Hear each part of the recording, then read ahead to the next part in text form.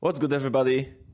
I'm Jędrek, he's Sodek, and today we're gonna talk about cards from Phyrexia will be one that caught our attention for both Modern and Pioneer. Let's go! Hey folks, editing day Jędrek here with a quick disclaimer about the video you are about to watch. So both Sodek and I had a fairly busy time in our lives recently, non-magic wise, and we were recording this video in kind of a rush before Sodek left for his holidays, and we did forget to include a card, Atraxa, Grind Unifier, which is probably one of the most, if not the most, impactful card of the new set for various constructed formats. So we did not omit Atraxa because we think the card is not good. It's obviously very powerful and will be pretty good for 7 mana probably in multiple formats, and backbreaking for less than 7 mana, like 4 or 5 or even 3 from Show and Tell. So with that in mind, just keep that in mind that we do think that Atraxa is a very strong card. We just forget to talk about her, and Tyvar is human, so I hope you will be able to forgive us for such mistake. With that in mind, thanks as always for supporting our content, and I hope you will have a good and informative time watching this video. Take care. Alrighty, so to start things off, I would say that Phyrexia will be one. Kinda is continuing the trend of recent standard sets of not being super impactful for Modern. There are some cards that are crucial to certain strategies, but I don't think that it will change that much in the format. Sodek has a different opinion on the topic. So we definitely will have an interesting discussion there. But I think we both agree that a bunch of things will change in Pioneer, which is very, it's always very interesting, but it's even more so with Pro Tour on our way in 1 week. Probably less than a week when you see this video. There will be PT in Philadelphia when people will be playing Pioneer, and there are a bunch of decent or even good or very good or best cards in Magic that we'll get to later on for this format in Phyrexia will be one. Anything you want to add, Sodek, before we start talking about particular cards? No. I'm hyped about talking because we'll talk about cards, and I feel that there are some of them that fit into the strategies I like in Modern, at least, and in Pioneer, like everyone can find something for them. So overall, I feel it's a really good set in terms of constructed and how cards change existing strategies and can create new ones too. So I'm kind of excited for them.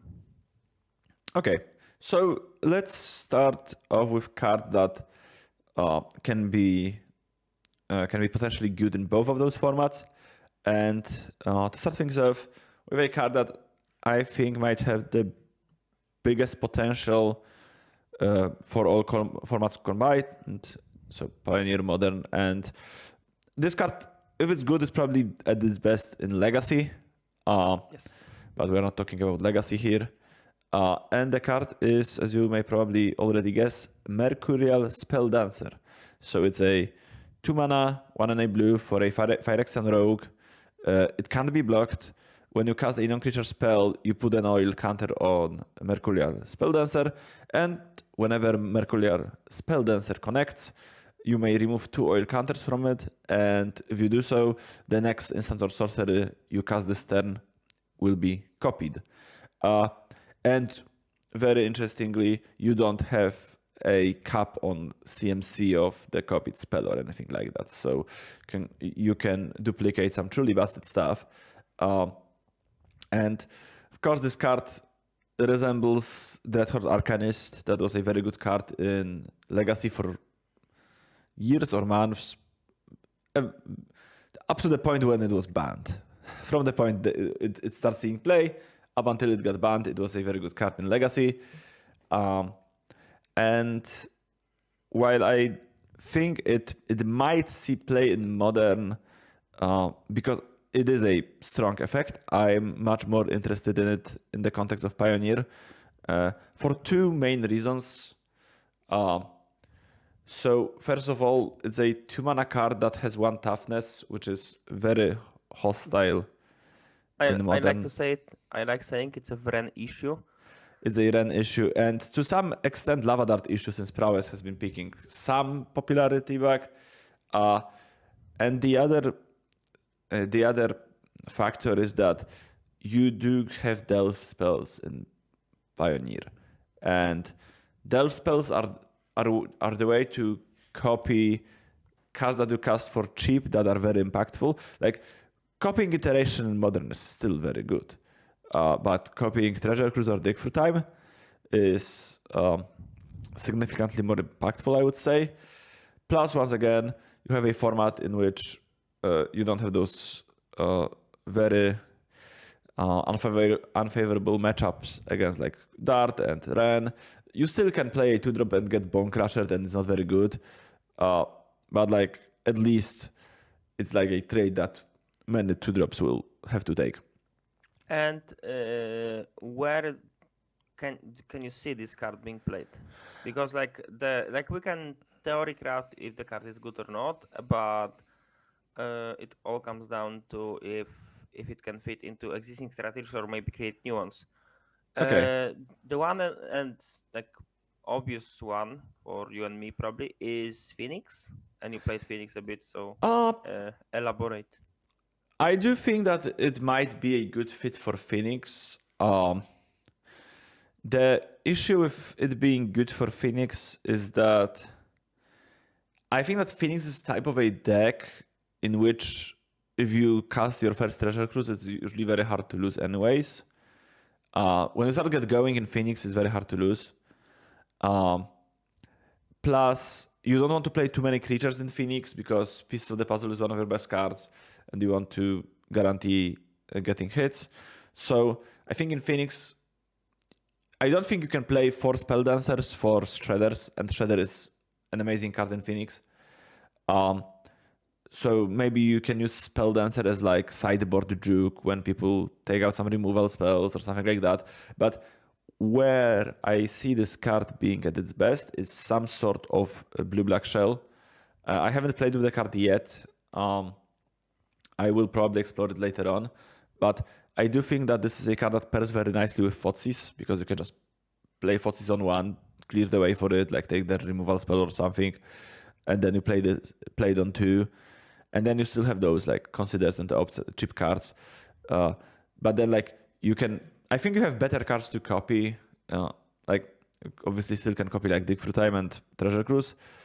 But copying Thoughtseize, for example, will be fairly often a good thing to do. Or copying, I don't know, Fatal Push or Sheoldred's Edict or any other kind of creature interaction.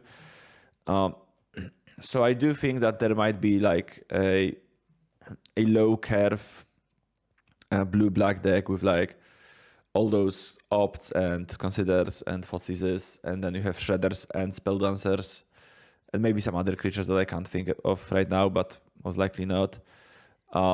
In black, you can also play Claim to Fame, which is a split card that for black brings back a 2-drop or something that's cheaper than 2 mana.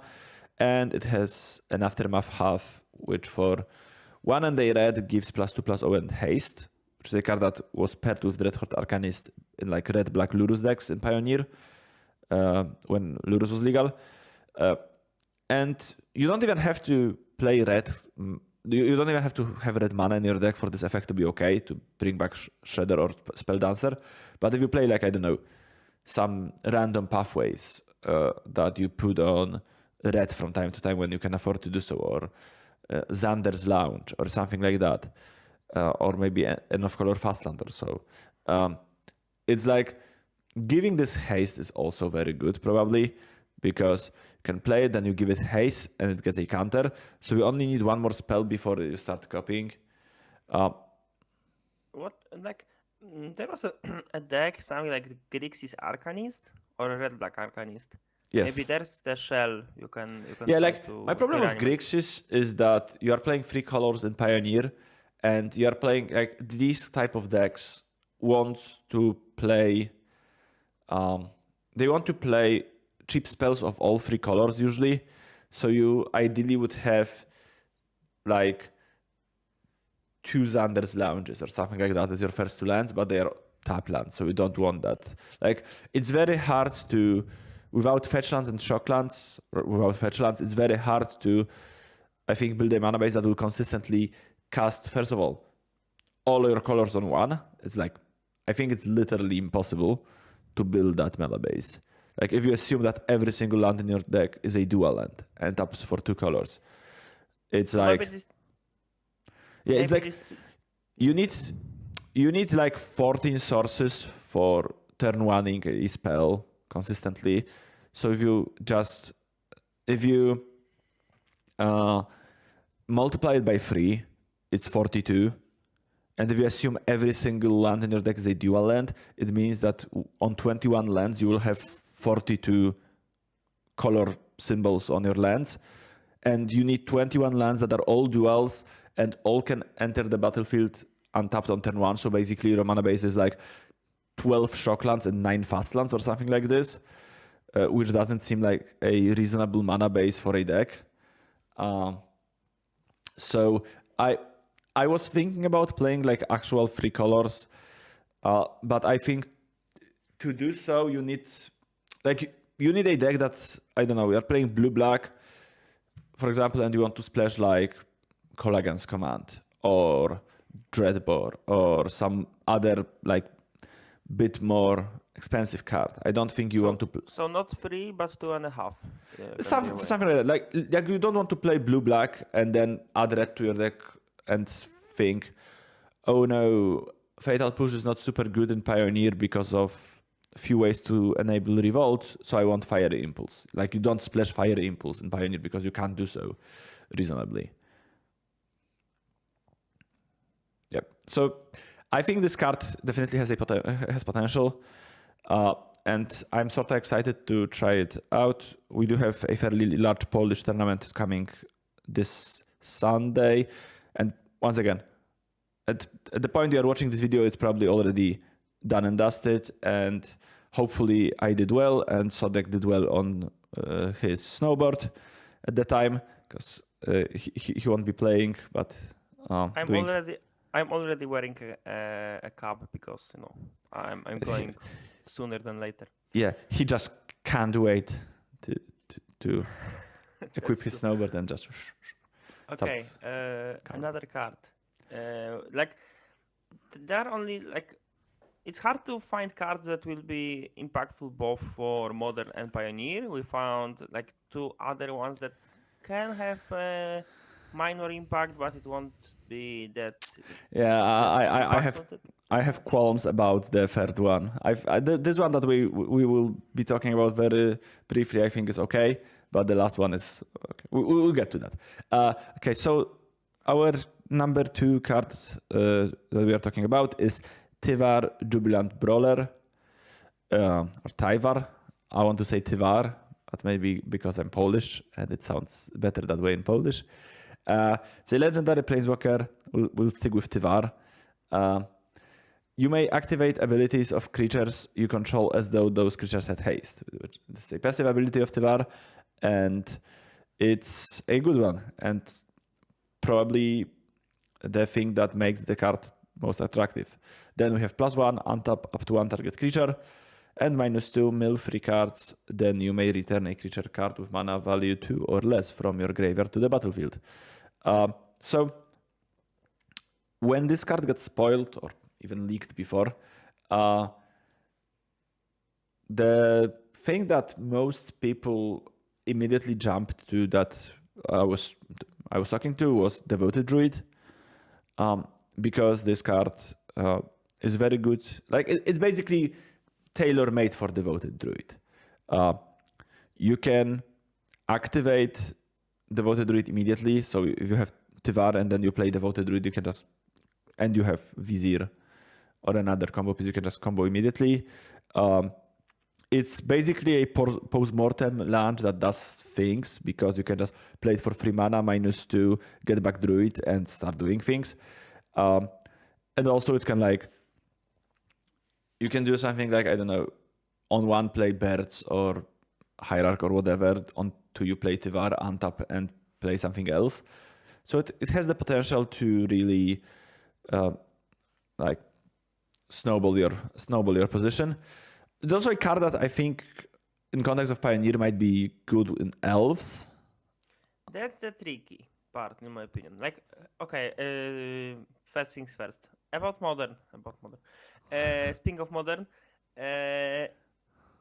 I believe it's a really good addition to the deck that just can't exist because how underpowered it is compared to what's going on in the format.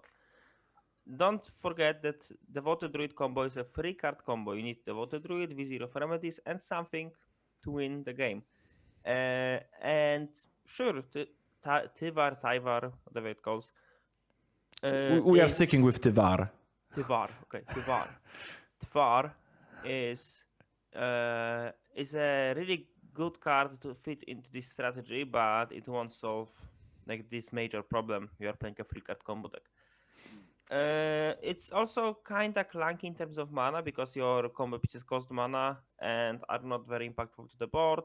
So many different decks have a lot of time to react. So I'm not the biggest fan, and I'm also not the biggest fan of the card in Pioneer Elves. Like at first I was very excited because there are cards like Druids of the Circle Dreams. It's like Circle of Dreams Druid, yeah. Yeah. Like Jace Cradle on Lex. So it looked kind of powerful to untap it and give it haste, etc. But I feel that Pioneer Elves are not about creating mana. They are about getting the board and find Shaman of the Pax early. And Tyvar is not very good at like executing this strategy. Oh, that makes sense. I also saw some people trying to play Tyvar in like Modern Druid, but making their shell more of an Elves deck. So they're playing like Elves with Devoted Druid and Tyvar. Oh, that which makes sense. Like giving Arc Druids haste is pretty good, and untapping Druid is pretty, like it. I know it's a lot of pieces to assemble, but like if you have like Realm Walker and Tyvar, it's pretty hard to run out of gas. Yeah, that's true. You will just take mana from the cards you play from top. It's basically like Heritage Druid. Like you can convert your summoning sick elves for mana. It's good against I like that Tyvar is good against removal, which is what usually is good against like elf decks. Like you play your 2-drop, like either the Leaf Crowned Visionary, I think it's called, or the one that creates tokens when Elvish War Master, I think. Yes. So and your opponent like kills it, you play Tyvar, you bring it back. Yeah, it seems like a reasonable addition to it. Like in general, it's a good card for bad decks, and I don't think it's enough to make those decks good, but it will make them less bad. Yeah, and there are like other strategies in Pioneer that were trying to incorporate the card. First, it was Vannifar. I saw Vannifar decks, but like Vannifar's mana base was already a disaster, and adding black to it makes it even worse. So I don't like this change actually. And despite being really like the ability of like giving Vannifar haste, technically is really powerful in the deck, but like the mana base won't hold it at all. I also saw Tyvar in Paradox Engine decks, but like again, too many pieces, hard to assemble. I don't feel it will ever become a major force in the format, because Yeah, I just how hard is to I just hope that if somebody actually solves Tyvar and plays it at the PT next week, the commentators will actually stick with Tyvar, and they won't call it like Tyvar, but Tyvar. Yeah, Tyvar, Okay. it's more better. Last card that we have on our list to impact both formats in a minor way, which is a card that.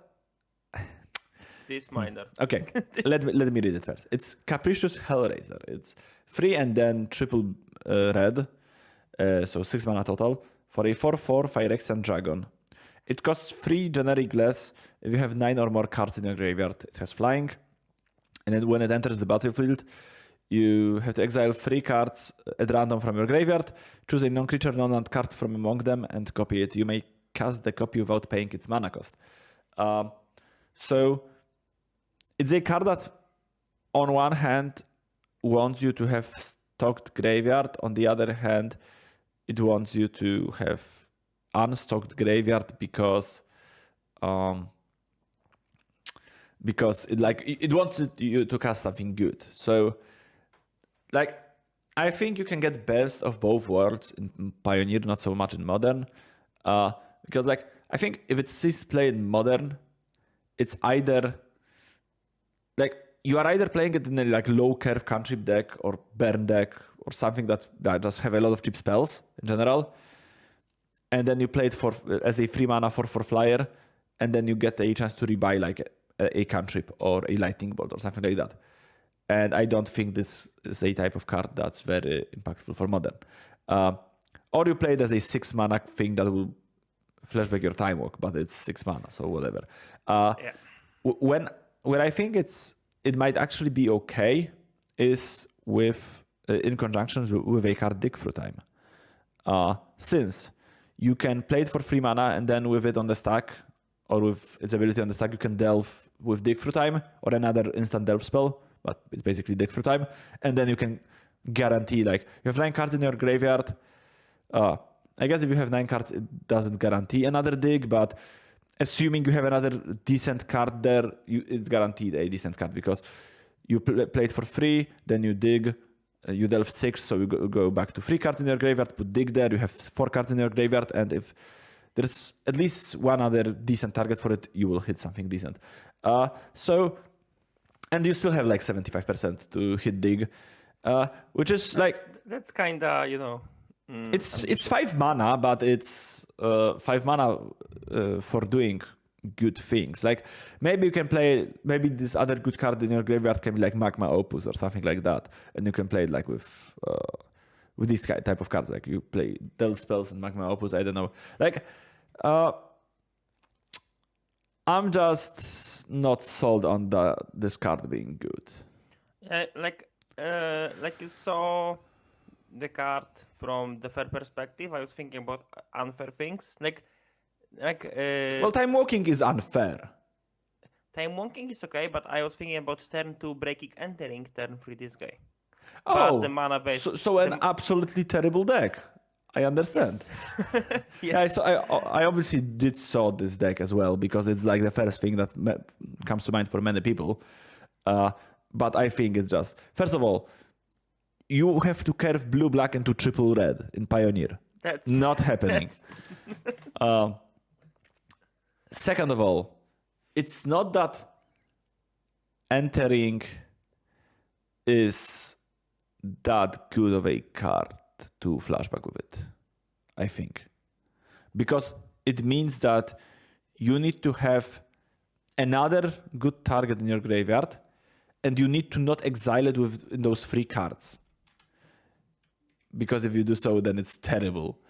So I just don't think, like, it's a lot of work. Like, this creature doesn't even have haste. It's a lot of work for a 3 mana 4/4 flyer. Would you play a vanilla 3 mana 4/4 flyer? No. Like, it's just not a good enough card for Modern Pioneer. So, I don't know. Maybe it's a standard card? Maybe. I just want that dredge feeding with Breaking Entering. Give me this, like, small hope. Nah. Okay, let's go. Okay. To to moving the on to Modern. main, yeah. And to the card that probably Sodek thinks is the best card ever. It's not the best card ever, but it's really in good. any game, any format, and everything else. It's the Mycosynth Gardens or Mycosynth Gardens. It's a land that's also a sphere. It taps for colorless, and then it has an activated ability of X tap. It becomes a copy of target non-token artifact you control. And this card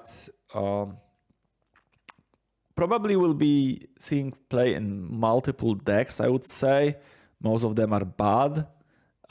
Like, for example, Prison Tron or another deck that like Lantern, whatever. But the big ticket item or the big ticket deck for this card is Amulet.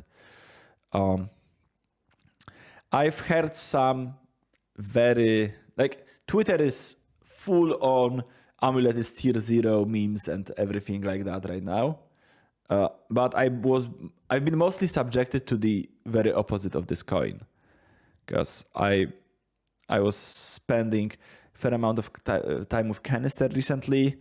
Like on Tuesday we went to Berlin to see some music stuff, and we had like 6 hours total in our car to just talk. And then we played Modern like day after that, and then I saw him yesterday as well. Yada yada yada. And anytime we brought up Mycosynth Gardens, he was just so mad about how bad those decks are, like the list that people are playing, and like no Dryad, no Caverns. Like Canister is the biggest Cavern of Souls simp ever. Like It's a powerful card. it is like basically what most people try to do with this deck is build it in a very like glass cannon combo fashion now that existed like with Summer Bloom. So I know that Edgar Magayesh, who used to be very, very successful Amulet player back when SCG ran its tour, he took a list from, I think, Jose Moniz and maybe tweaked it a bit. I don't want to get into like the genesis of this particular list, because it's like nobody ever owns anything in like creating decks space, because it's like it's fairly obvious to put like cards together and stuff when it comes to things like, oh, there's a new tailor-made card for my deck. Okay, I will put it there. Wow, you are so smart. Like this list had like no Dryads, 4 Azuzas, some packs of negations. It basically like with 4 Erzas Saga, 4 Amulets, and 4 Mycosynth Gardens, it's very easy to have 2 Amulets on turn 3. Sometimes you can have 2 Amulets on turn 2, or more than 2 Amulets on turn 2, but it's not that easy. The thing you are aiming for is 2 Amulets on turn 3, and anybody who played against Amulet with 2 Amulets on board can attest that it's a very dangerous prospect to face. And yeah, by itself is an attack for 32.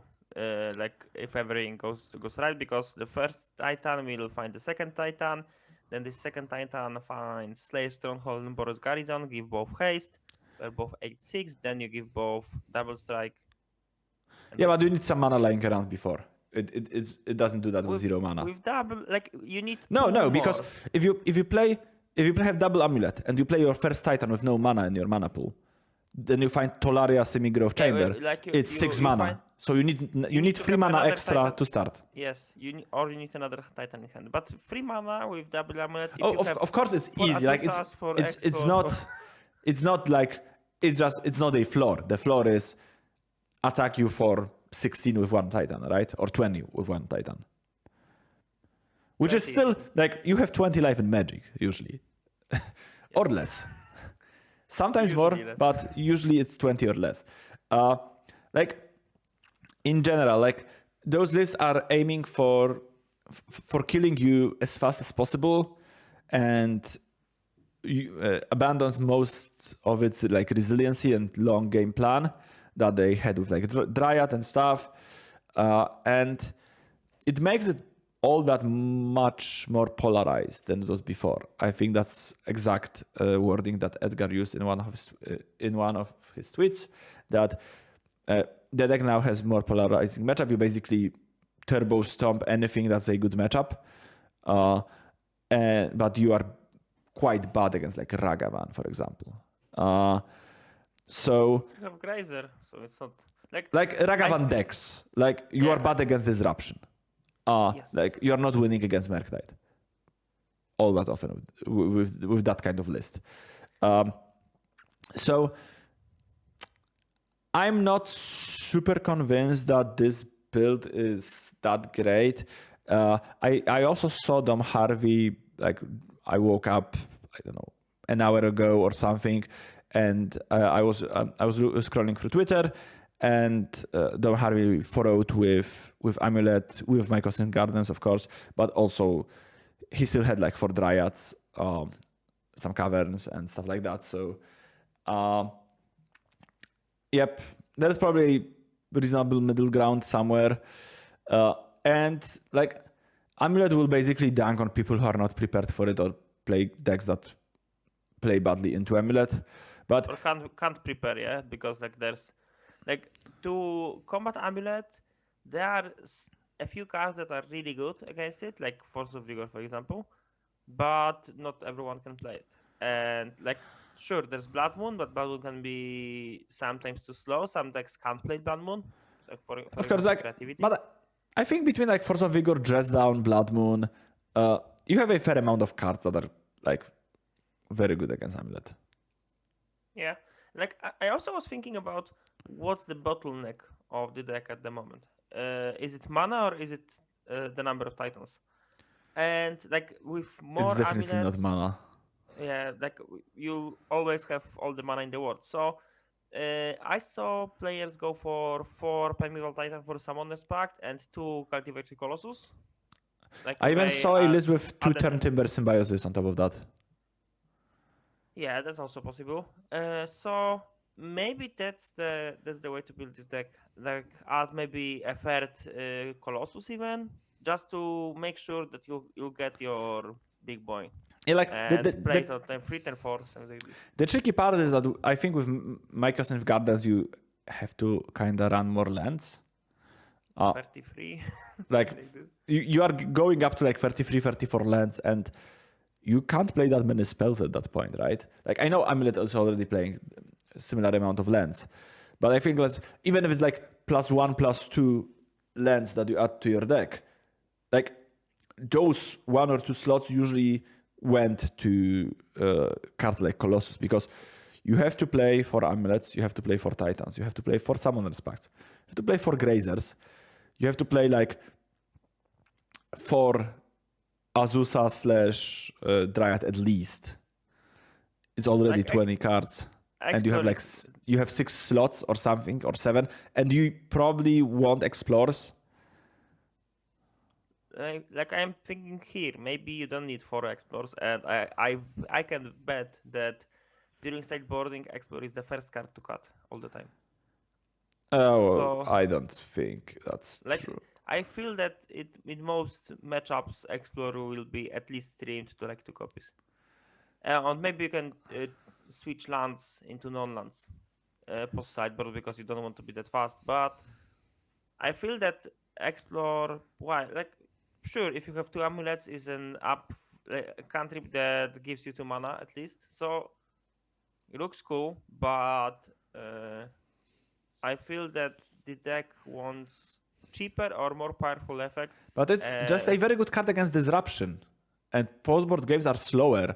And that's usually, like, you go Thoughtseize or Spell Pierce on their amulets. You need those Explorers to, like, keep your cards flowing and getting you ahead on mana. Like, it's actually, I think, in those spots, it's actually one of your better cards. I think the first cards to go are lands that are bad in the matchups, like Bojuka Bog against decks that not reliant on graveyard, Radiant Fountain against a deck that's not pressing your life total, Cavern of Souls against deck without counter magic, stuff like that.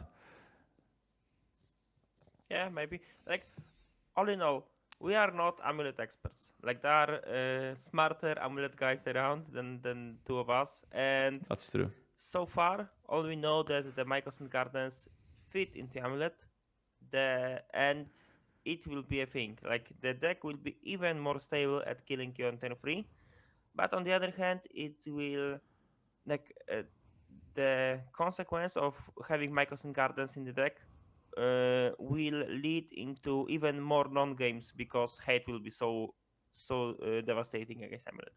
So I feel it will balance itself, and like amulet won't be tier 0 anytime soon, but amulet will have to be more respected, at least in the first few weeks, maybe the first month of this modern after Phyrexia being spoiled. Okay, let's go to the second card that, at least in Sodek's opinion, will have significant impact on modern. I remain dubious.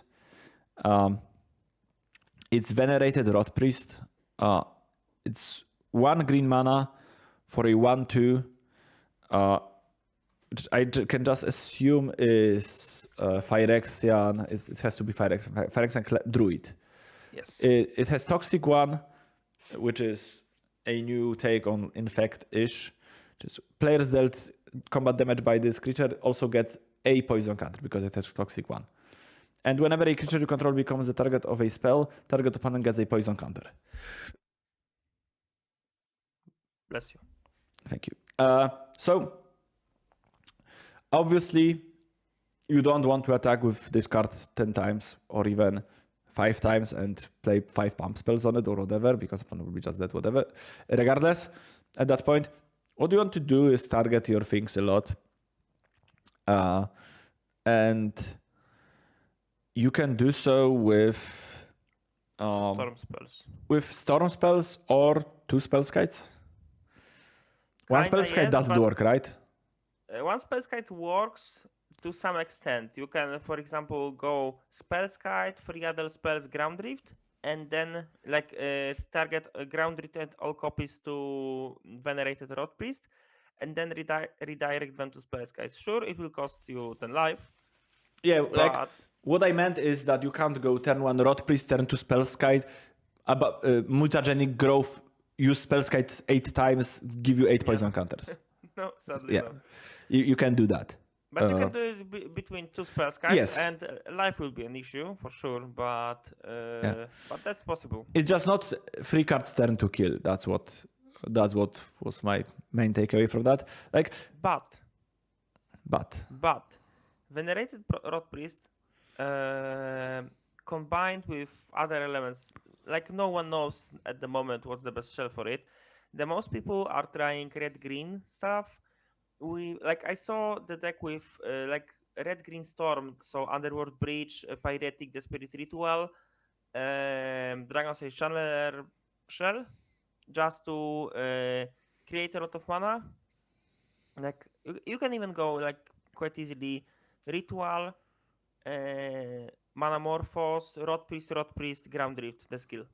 Because the cool thing about Venerated Rotpriest is if you have 2 on the battlefield, each spells that targets will trigger twice, each for each Rotpriest. So if you have 2 on the battlefield, it's relatively easy to go to 10. And I feel that if your combo deck can kill on turn 2, that you should just watch out and see if it can be a bit more stable or a bit more resilient, and it should be at least a solid choice for the modern tournament. So you're saying that Neoform is a solid choice?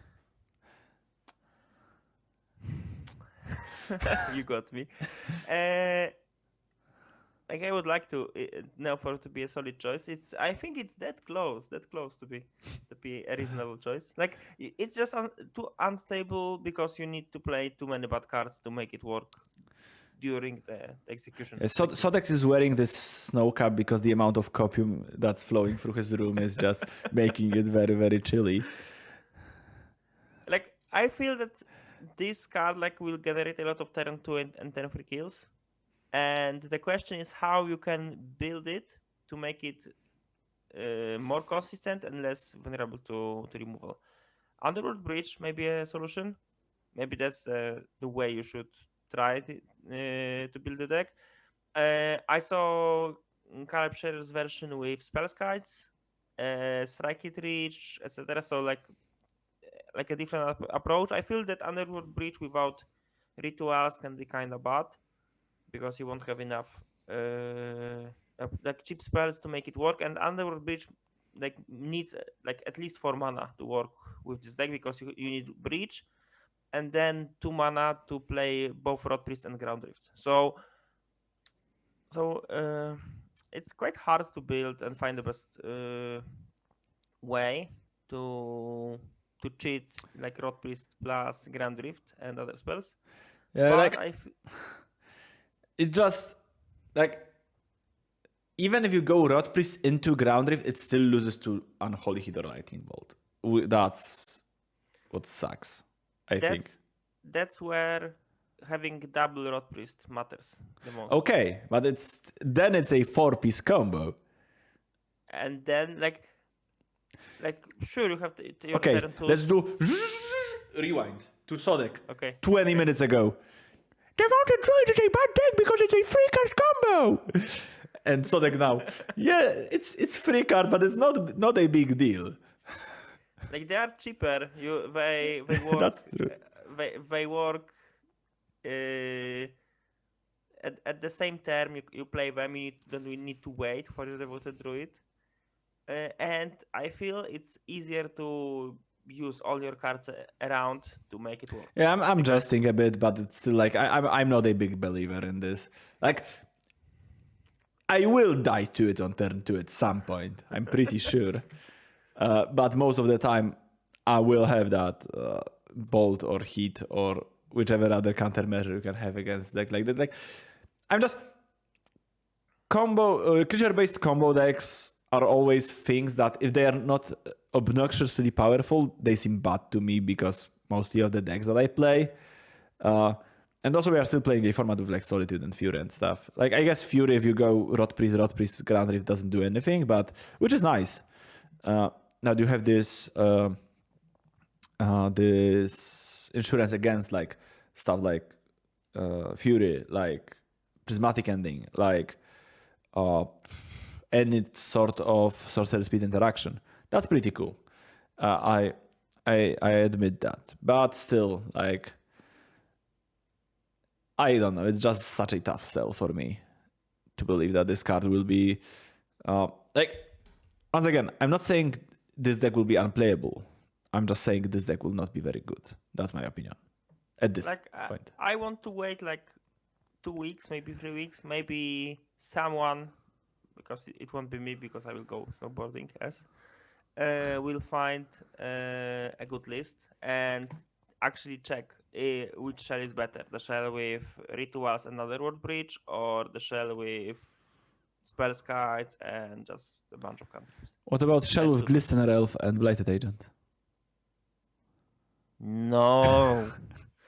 I don't think this card is good in fact, by the way. No, it's too much like cheap poison counter damage than just one-shotting like in fact usually does. Okay, let's move to minor modern impact cards, and even though it's the second card on this list, I think we should start with it because it's very appropriate.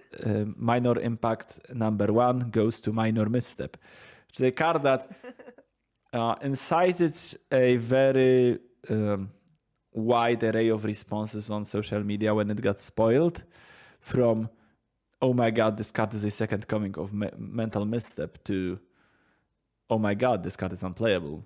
And the doubters of Minor Misstep are certainly closer to it than people who believe it's a very, very good card. Once again, I'm not speaking, I won't be speaking for legacy players because it's a format I just don't follow. And I can see the appeal of this card in a format where curves are even more compressed than they are in Modern. So let's stick to Modern, in which this card is just not a very impressive piece of cardboard, I think. My biggest gripe with Minor Misstep is directly correlated to my biggest gripe with Magic in general, which is being on the draw kind of sucks. And this card sucks on the draw. The very reason that cards like Spellsnare and Spellpierce are good is because they can trade with opposing 2-drops when you're on the draw. This card, by definition, can't trade up on mana unless you are countering Cascade spell that they paid 3 mana to cascade into. Like if you counter a null mana spell that they cascaded into for 3 mana, which is like the only way I see Minor Misstep, or like one of the 2 ways, I guess, I see Minor Misstep being playable in this format is if you need some hate for Cascade decks that also does other things. Because you do have better ways to deal with Cascade. You can play Flusterstorm. You can even play oh my god, how it's called. Invasive Surgery. That's the card I thought. Like is a 1-mana hard counter for Cascade spells the same way Minor Misstep is, but it also gets like creativity and sometimes do exile things. Like basically that's the one part of this card being good. Like it counters Living End and Rhinos and whatever else you can cascade into. The second part is that there will be decks, mostly decks that aren't running red and are running low number of cheap interaction in general, that will have problems dealing with cards like Ragavan. Like I can see Minor Misstep being a good card in blue-white if you want to combat Ragavan, if you're on the play. Once again, if you are on the draw, this card is garbage very often. So, like, I can see decks that are like so desperate to have better answers to Ragavan that they turn to a card that half of the time will be bad because you will be on the draw. But it's about as good as you can hope for because you just don't have better options. Overall, I'm not very impressed by Minor Misstep, and I don't think it will see significant play in Modern. Yes, like if we compare Minor Misstep to Spellpierce and Flusterstorm and Spellsnare, these are like all of other blue cards like does more things. The only upside is Minor Misstep on the play versus turn 1 Ragavan, and that's it.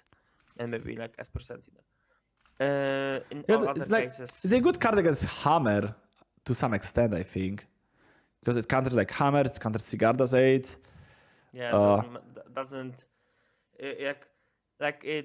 it does not feel a bad top deck in late game when opponent has mana to pay for possible spells. Yes, but it's still a counter spell against Hammer, which is a Erza Saga deck, and having counter spells against Erza Saga's deck is just not very good quite often. Okay, let's move on to the card that Sodek thinks is the best card ever, aside from Mycosynth Gardens. And this card is Jace, the Perfected Mind. It costs 4 mana total, 2 colorless, 1 blue and 1 Phyrexian blue. Has the completed keyword of Planeswalkers, which is if you pay the Phyrexian mana blue symbol in this mana cost with life, it enters with 2 less counters. So it's either a 4 mana starts with 5 loyalty or 3 mana 2 life starts with 3 loyalty. It has +1 until your next turn. Up to 1 target creature gets -3/-0. -2, target player mills 3 cards. Then if a graveyard has 20 or more cards in it, you draw 3 cards. Otherwise, you draw a card. -X is target player mills 3 times X cards. Truth be told, I forgot that the last ability of this card is an X ability. It's modal, which makes it a bit better in mill than I thought, but still, because we are of course talking about mill, like it's a mill card. And yeah, I know I saw some people playing it in sideboard of like Pioneer Phoenix or Pioneer Blue-Black decks. Just to, I don't know, mill yourself, enable your deck 3 times and draw some cards. I'm not the biggest fan of that. But in general, like even in dedicated mill decks, it's like, okay, it's a 3 mana and says Visions from Beyond. And yeah, you kind of have to do something with it later on, but it's a fucking 3 mana card. In a deck that already has so many 3 mana cards because it has to. Like, this card is not very good in my opinion. It's just, like, what do you even cut? You cut other free drops? You cut some cheaper cards for it? Like, what do you cut? That's a good question. Because you can, I don't think you can cut. You can't cut your very best cards. I think, right? So you are not cutting. Of course, we are not cutting Visions from Beyond for a 3 mana Visions from Beyond because it just doesn't make any sense. You are not cutting Archive Traps. You are not cutting Crabs. It's already like 16 cards. I don't think you are cutting like Tasha's Hideous Laughter or the cycling card for it as well.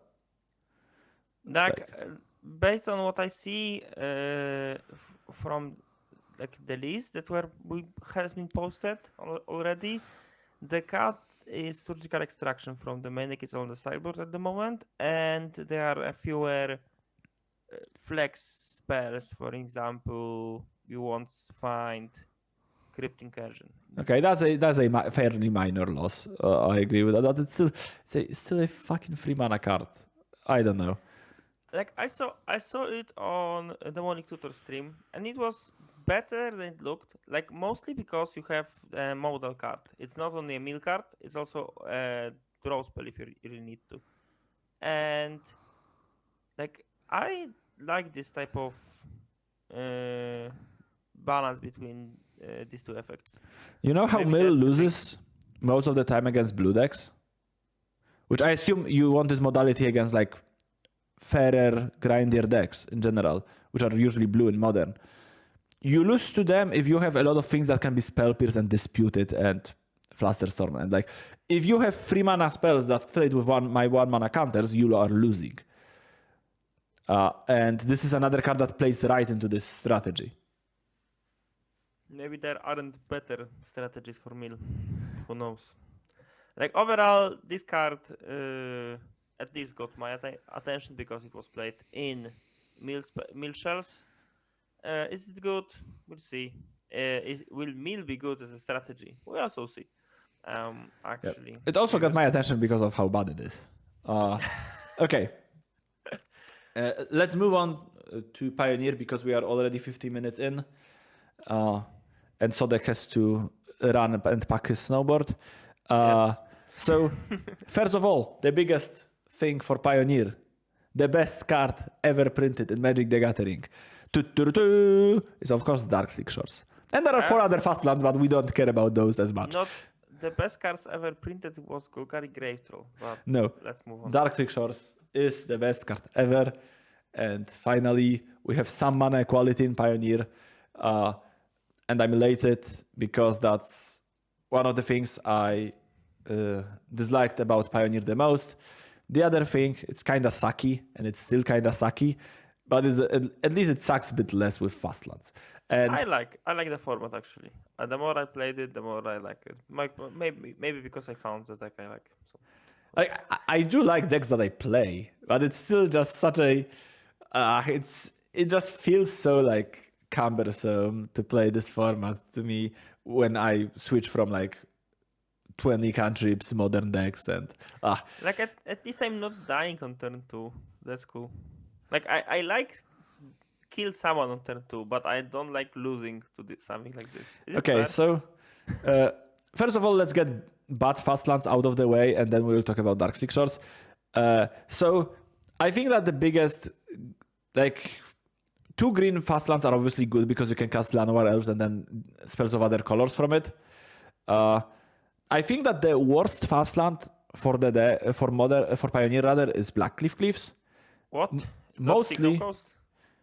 No, I think it's Blackcliff Cliffs mostly because decks that are red-black wants to play both Hive and Den, and you can play like 4 Hives, two Hives, 2 Dens, and like 4 Blackcliff Cliffs. It just doesn't work because you have 4 drops to cast in your deck.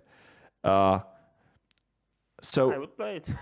I don't think you can play 8. I think you can play like 6 total. That's what I played in Phoenix, like 4 Spireblaff Canals and 2 Manlands, and it was okay. But playing like 8, I don't think it's doable. And Seachrome Coast is a close second, or maybe the worst one, because there are just you can't play Seachrome Coast in blue-white control, really, because you want to play lay down arms, I think, in that deck, and it needs planes, and Seachrome Coast is very obviously not a planes. So you basically are limited. It's also a tap land later on, and blue-white control wants to play longer games. Yeah, you basically want this card in like my problem with Black Cliff Cliffs is that I don't think there is a deck that like, oh, Black Cliff Cliffs, that's so good.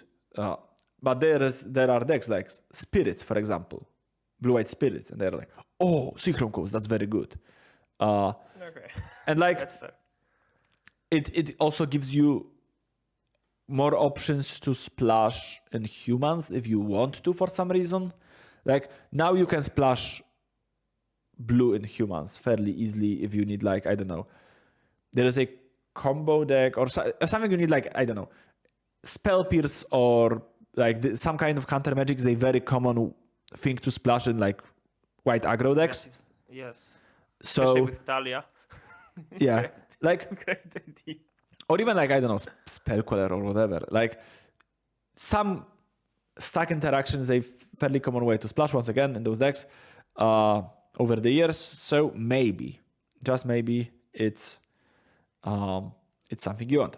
And now, of course, the most important card ever printed in Magic, which is Darkleaf Shores. Finally,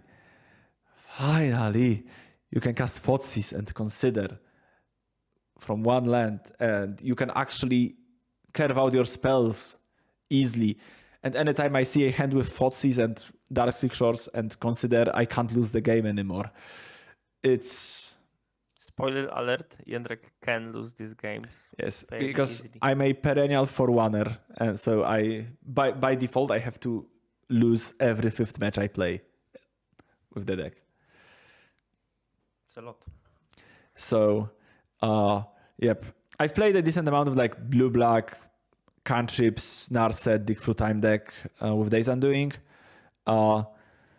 And as I've said, I'm only for one-ing, which is, on one hand, it's I never 5-0, but on the other hand, I never 3-2.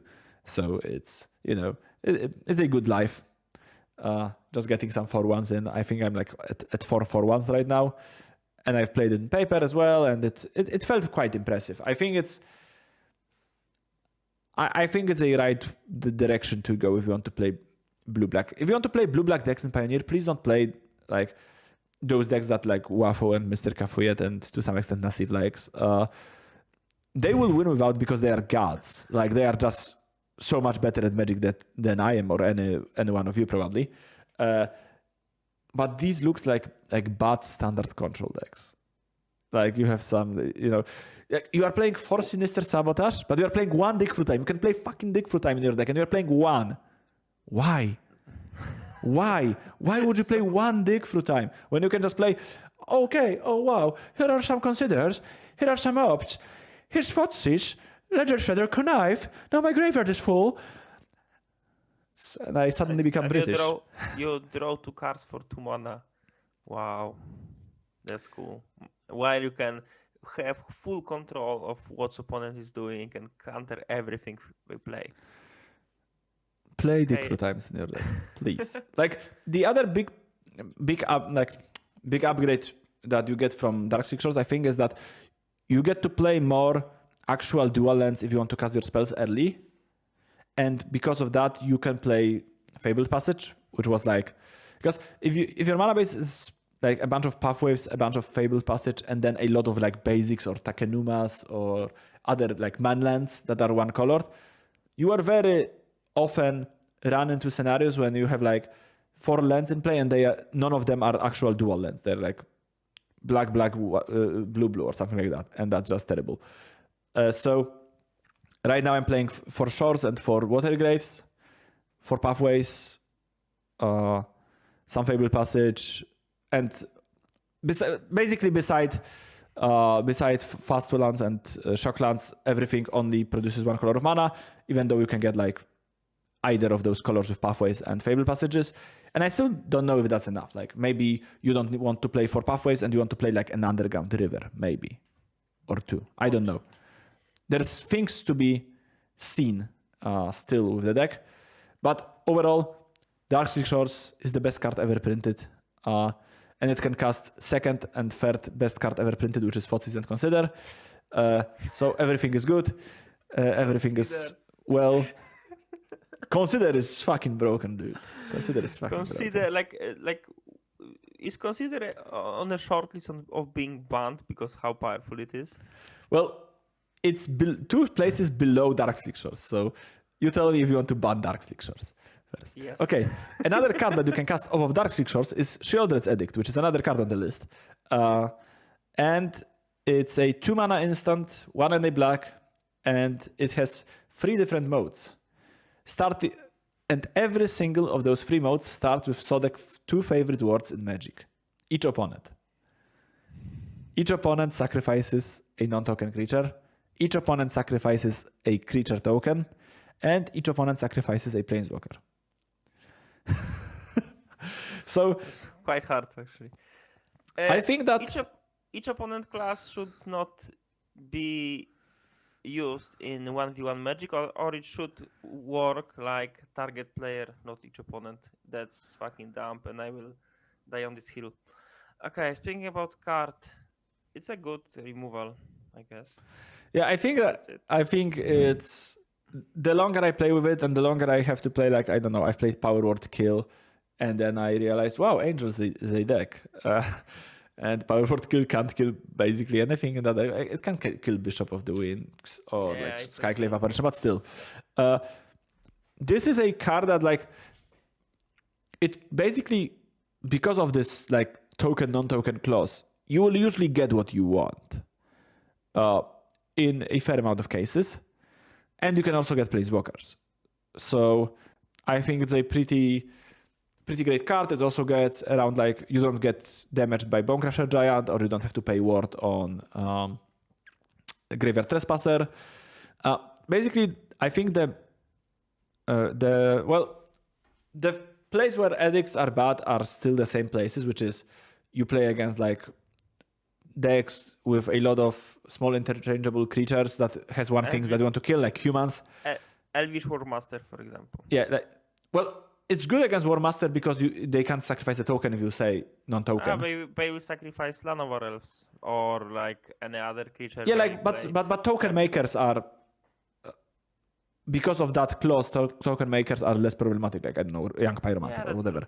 But, like, yeah, I'm mostly talking about, like, humans, when you are like, oh, I would really like to kill Talia or I don't know, Thalia's Lieutenant or Adeline, but they have a bunch of creatures. Or you're playing against a deck with elves, like you said, not elves, but you're playing against, I don't know, red-green, and they go elf into 3-drop, and you would like to kill this 3-drop, but you can't because you have to kill, because they will most likely sacrifice an elf. It is a bit of a problem, but still, overall, I would say that Sheoldred Edict is the best 2-mana, like, black removal spell you can play in Pioneer. I feel that the true power of the card is this: each opponent sacrifices Planeswalker. Like, yeah, that's very important, definitely. This is a removal spell that's good versus creature decks, but also not dead versus blue-white. And, like, if they go Teferi up, you go Sheoldred's Edict, they need to use Dovin's Veto to protect it, like, but anything else will work. Or they won't even have this this window if you use it before they untap lands, for example. Yeah, so just a really good, like, versatile card.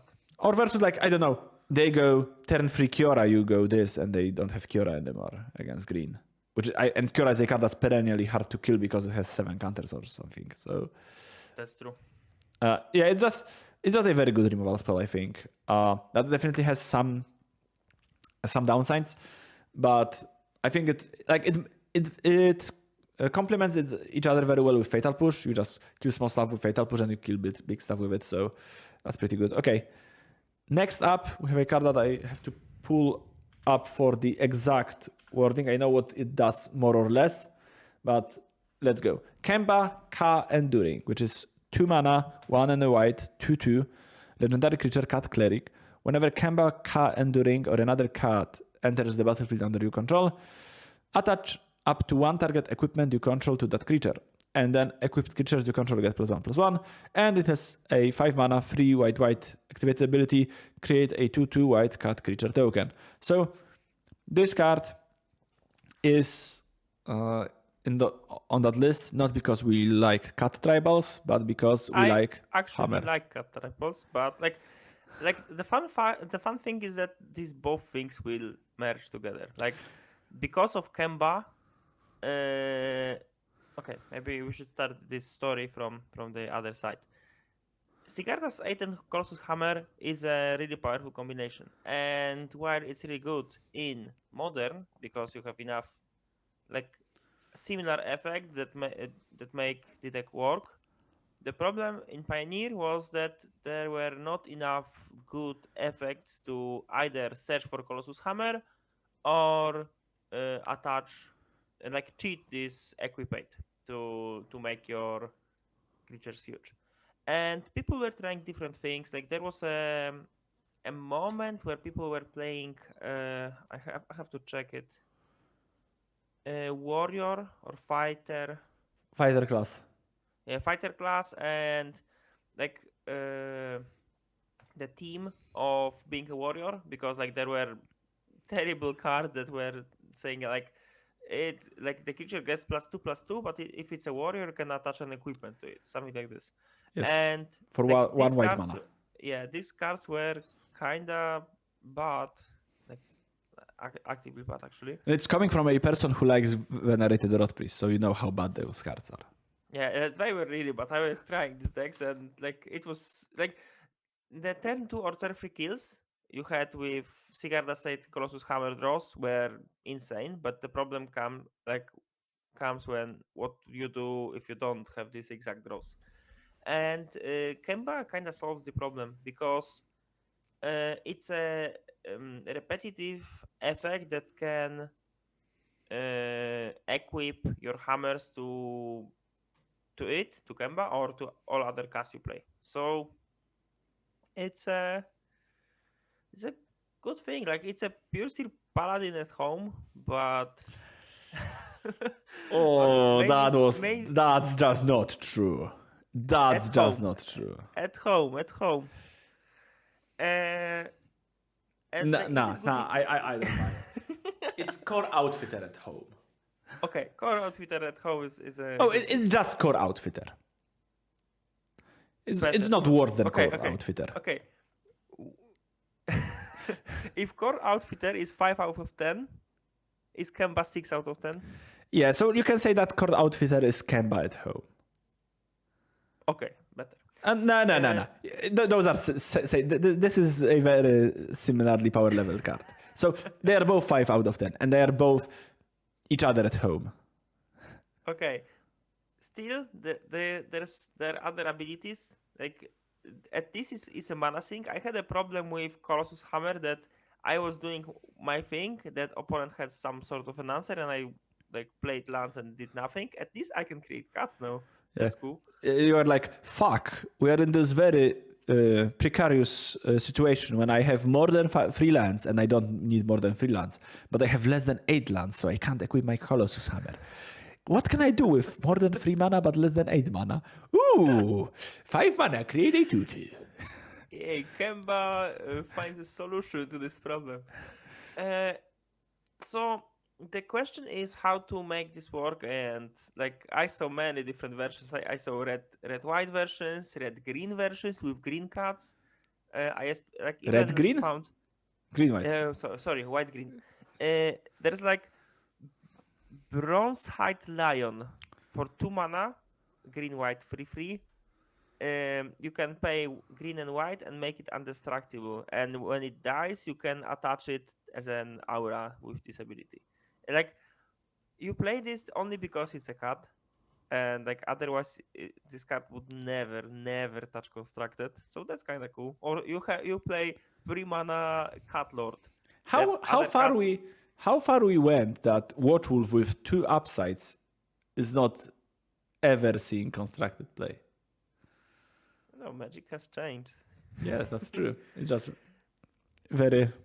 astonishing from time to time. Yeah, that's true. And there like another green card I would like to highlight is Felin Sovereign. Oh, thanks. 3 mana to 3, and other cards you control have +1/+1 and protection from dogs. I saw the best tweet screen ever when Meng was playing Enchant these in Pioneer and has the Spirited Companion, and it couldn't block because his opponent's creature has protection from dogs. It just That was super cool. it was just There are also 2 other cards I want to highlight. The first one is Sacred Cat. So 1/1 lifelinker with Embalm. So it checks 2 boxes. It's a cheap creature that when you have Sigarda's 8+ Colossus Hammer does something else, it has lifelink, so it can single-handedly win games versus creature decks. And second, it has Embalm, so it kinda it's okay against it does removal things. spells. Yeah, it does things. And there's Undoomed Pouncer. Adorned Said, Pouncer, yeah. 2 mana 1/1 double strike with Eternalize. So again, something really good when you have Hammer and Sigarda's 8 and you have Eternalize for longer games. So It costs 6 mana, right? The Eternalize, so 5. 5. Same as Kemba abilities. So we already established that we are perfectly capable of 5 lands, magic number. Yeah, it's all coming Once together you- for Kemba. Once you reach 5 mana, it's really hard to lose when you're playing Cat Tribal. So And then you can play Brimas if you want as well. It's a card with OMG. decent stat line. I saw Yeah. Claudio's Oh. list of Hammer and it had 4 Brimases in it. Like OMG, red white with that's- 4 Brimases. So That's super good. OMG. Yeah, So, like I'm do you down have with your Cat- playset of Brimases that you bought for like 20 euros each when it was in standard Sodek? No. I don't have it Maybe, either. maybe I should buy it now. Because when it was in standard, paying 20 euro for a card was a lot of money. So Yeah, that was a losing strategy. So overall, maybe Hammer will find its home, and like the ceiling of this deck is amazing, and it like if you have your good draws, you just break Pioneer in half. would you say that ceiling of Hammer in Pioneer is higher than ceiling of Rotpriest in Modern, like comparatively to how strong the format is? Yes, Okay, that's really high. Ceiling. so Venerated Rotpriest is a worse card than Sacred Cat. That's what you're saying. Yes. Okay. We have that on tape. Okay, moving on to another card that might see some play with Sigarda's 8 in Pioneer. We have Skrelv, Defector Mite, which is a Yes. 1 white mana for a 1/1 legendary artifact creature, Phyrexia Mite. Whoa. So we are up to 5 types / subtypes / supertypes, which I think it equates our current record of reality chip. Yes. So that's nice. It has toxic one. But the previous one was Jellyfish, and Yeah, Jellyfish wins the tiebreak. Yeah. Yeah, Jellyfish wins the tiebreak. And Phyrexian is like a cheat type as well. Yeah. So, Like meh. so toxic one, it can't block, and it has an activate ability for Phyrexian white. So 1 mana or 1 white mana or 2 life. Tap, choose a color. Another target creature you control gains toxic 1 and hexproof from that color until end of turn. It can't be blocked by creatures of that color this turn. So more or less, it's a protection from a color, but it only works in offense. It doesn't work on defense. Yeah, so if you have something equipped or enchanted, yeah, it won't fall off, because Yeah. there is a problem with protection when you have Sigarda's 8 and Solitude on the opposing side of the board. yeah, example. that was kinda tricky. So it's another take on Mother of Runes / Giver of Runes, like infinitely worse than Mother of Runes, but it's probably a bit worse than Giver of Runes, and because of its stats, 1/1 versus 1/2, it will never ever see play in Modern, but I can see it being quite good in. I think there's a deck that it might see play in Modern over Giver of Runes. And it's Affinity. Like, Okay, but some do you of need it- these type of effects? well, some Affinity decks play Esper Sentinel because it's a 1 mana artifact that does something.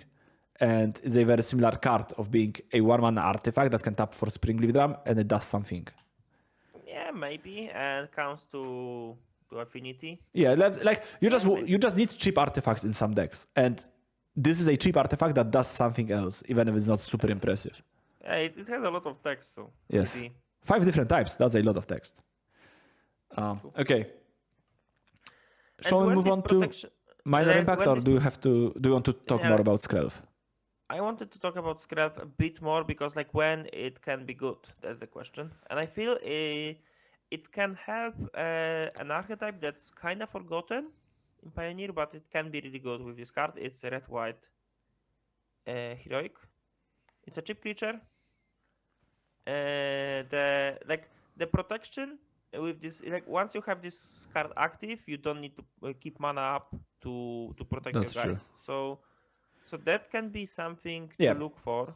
Yes. I even played against there was this deck for a while, 5-color legends, like legendary humans. Played like Joda and different legendary humans, and I played against it yesterday, and it had Skrelv as well. So between like Skrelv and Plaza of Heroes, there was a lot of ways to like give hexproof to your legendary creature, which was like the deck is still bad, but it was okay. Like this part of the deck was okay. Yeah. And I do think that Heroic is like a decent Pioneer deck. And the fact that it gives you like Heroic is exactly the type of deck that is you looking to use Mother of Runes offensively fairly often to push through damage. And this card can do that. So I do think that Skrelv might find home in Heroic. And one last thing I have to say about Skrelv is that Skrelv's Hive, which is a white bitter blossom, quote unquote, is a fairly terrible card. I can see it being like a decent card in the sideboard of decks like, I don't know, if you build Pioneer Hammer has to work with cats kinda or with warriors, and mites are neither cats nor warriors, so that's not great. But like I can imagine somebody being punked by Skrelv's Hive out of modern Hammer sideboard. I can see that happening. Maybe. Like you just get more creatures that you can equip on. Like I can see that that happening. I don't think it's super likely, but I can see this happening. But you know that this card like skyrockets in price, like from €4. Yeah, I know it's like 11, 15 euro card or something like that. Like I'm curious what happened. Like maybe there's something we don't know. Maybe it's good in standard and people are preparing. Maybe it's good in Pioneer and it's skyrocketing before the PT because somebody broke it. Maybe, who knows? Like, who knows? We'll see. Like I'm very, very, very, very excited for this PT. Yeah, like one of the few like during pandemic, the only one I saw was the one I was playing in Players Tour, and that's it. And this is the first time I actually want to watch what's going on. But you will be And snowboarding. Yeah, but like we will. Like I'm going with Skura, so Okay. so we'll for sure watch the Pro Tour, at least the constructed part, or at least the numbers, what decks are in, what are the win percentages. Okay. Like this part of the Pro Tour is the most interesting one for me. Okay. Minor impact. Yeah. First of all, we have Mindsplice Apparatus, which is a 3 and a blue, so 4 total artifact with flash. At the beginning of your upkeep, you may put an oil counter on Mindsplice Apparatus, and instants and sorceries you cast are 1 generic mana cheaper for each oil counter on Apparatus. So, it's a way to make your expensive spells cheaper. And Sodek thinks, oh wow, gee, this card is so good with taking turns. And I'm like, Sodek?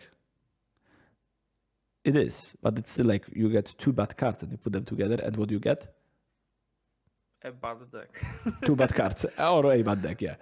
Like I feel that this is exactly the situation when everything goes right, the deck looks insane. Like I saw yesterday, like probably Tom Anderson's, I don't remember exactly, stream, who played blue-white turns with a lot of Fortel cards, with Spelllands, like Secret Restoration, Emeria Skull to make this apparatus in late game, like flashy stuff, and like it felt really powerful. Like once you have apparatus end of turn, then you play time walk, then you play another apparatus board wipe, and suddenly you play your spells for no mana basically. There's only one card I'm interested in playing with this card in Pioneer, and it's Sphinx's Revelation. He had it. Yeah, I know. I saw the deck list, but like in general, I think this is exactly the type of shit you can do in Standard, but not in Pioneer. Like paying 4 mana for thing that doesn't do anything immediately. Okay, like paying 3 mana effectively, right? Because you will get 1 back almost instantly. So still paying 3 mana for that is like, I don't know. It's just a lot of mana. The only thing I'm worried about is like if somehow the deck becomes really good, people will know how to beat the deck. The way to beat this deck will be to destroy this artifact, and then your deck does Stone Cold nothing. Yeah, Maybe like in extreme late game, you will be able to cast your like time walk into 7 mana, make 2 angels, but like it will be beaten eventually by like opponents more powerful cards that are cheaper than yours. Yeah, it's just some cheesy shit. For the most part, like I this think. type of decks. Like I know you like playing, it. We are playing Blue Prison. Yeah, but it was in Standard. I think it's a very cool Standard deck, but it's not a Pioneer deck. I think. Yeah, maybe that's a Standard card. Maybe we have a Pro Tour to play in Standard. I have a deck that I want to test for that tournament, and it's very promising because it's something that I saw Skura was playing. So. Okay, let's move on to the last card on our list because we are closing in on hour and a half. I have one more card. Like this is like also white on the list. The Eternal Wanderer, 6 mana planeswalker. Okay. I saw it like I can read it. Legendary planeswalker. No, it has a static ability. No more than 1 creature can attack. Eternal Wanderer each combat. Have 5 starting loyalty plus 1 exile up to 1 target artifact or creature.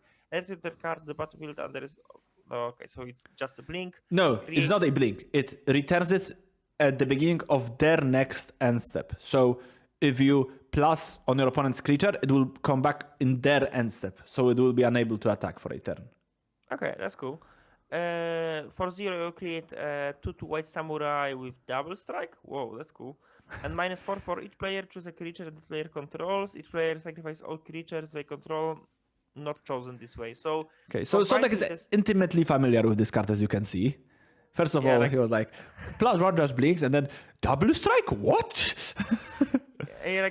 I just remember that I saw this card being played in Fires and Invention decks, and I like it. Actually, I think it's more of a like mono white controlled type of card. Also, like, the other thing I want to say, like it's a good top curve in mono white. Maybe there's something here. We'll see. We'll see. So now we are coming to our last card or last 12 cards because there are 12 different versions of it. It's Elesh, Norn, Mother of Machines. It's a 4 and 1 white, so 5 mana total for a 4/7, which is a big ass. 7 is so much. Vigilance. If a permanent entering the battlefield causes a triggered ability of a permanent you control to trigger, that ability triggers an additional time. So, an effect very well known from the card Panharmonicon. And then the other one, it's permanents entering the battlefield don't cause abilities of permanents your opponents control to trigger. Known from Torpor or somewhat, or like Hushbringer, this type of effect, but it's not symmetrical. And this card, I think it can see play in Modern as well. I saw like Respect the Cat playing Elementals deck with 1 copy to tutor with Eladamri's Call.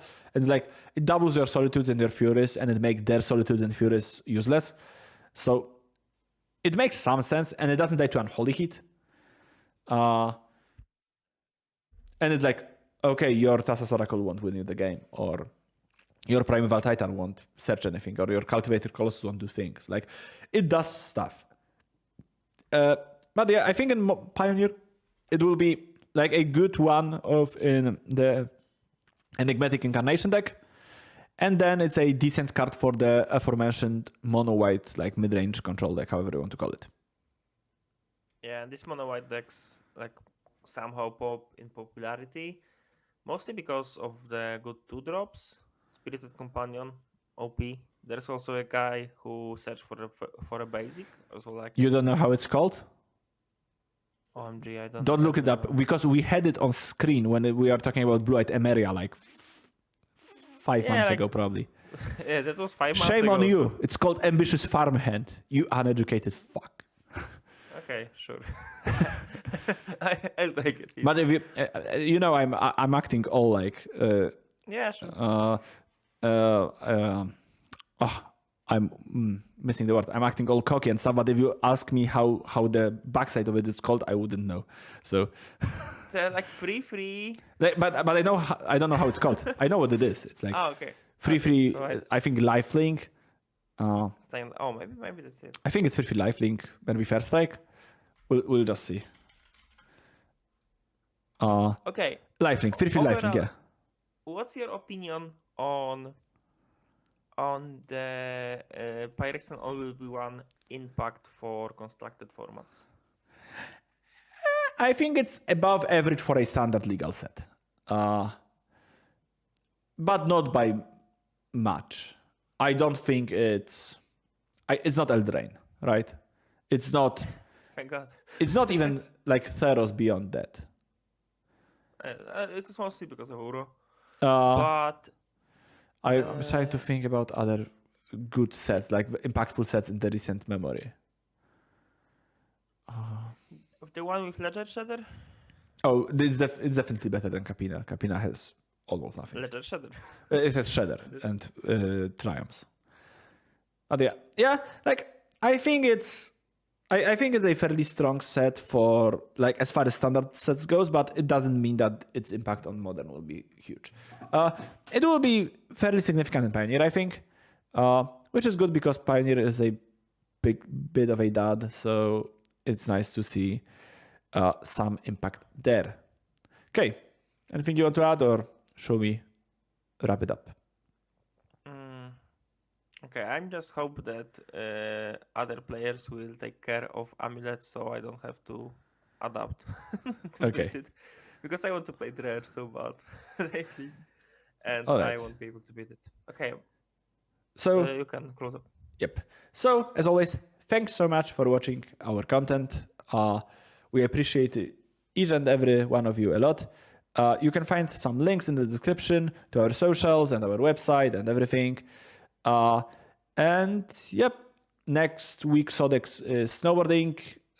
The week you are watching this Sodex snowboarding. So we'll have a brief window of inactivity, I guess, and then we will have to play standard for Naples or Napoli. So, but Boring. we'll try to make something work during that time. So until then, take care. Buy your Mercurial Spelldancers for cheap, and bye bye. See ya.